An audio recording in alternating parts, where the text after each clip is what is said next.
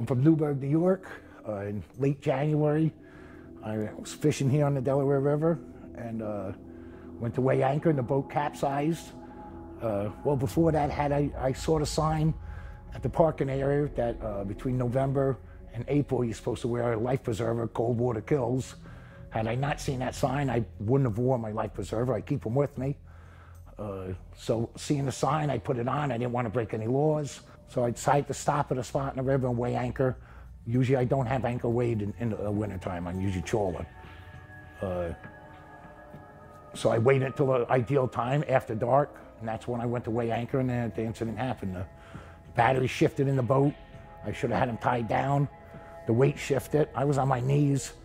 The back corner of the boat caught water, and it just rolled it like a top. Never had a chance. In seconds, it was over. And everything went overboard, and I held onto the boat. I see nobody was around. It was dark. Time to start swimming. At first, I didn't think I was in trouble. I had a life jacket on. I had a seat cushion in my arms.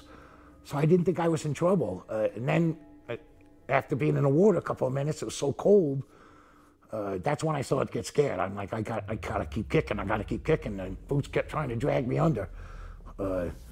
That's what was my wife kept me going.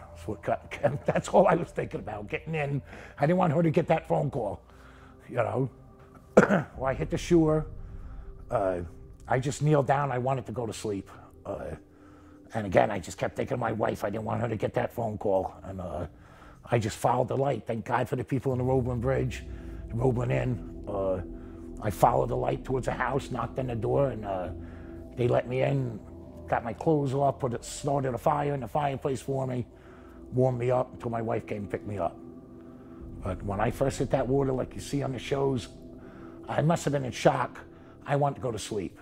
I wanted to just lay there and go to sleep.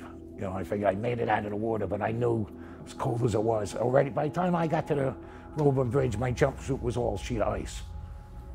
Just from that 2-3 block walk. And that felt like an eternity. That felt like I walked 5 miles. Just, you know, I saw the light and it felt like I walked 5 miles. And I was exhausted. Matter of fact, I fell asleep waiting for the wife to come get me.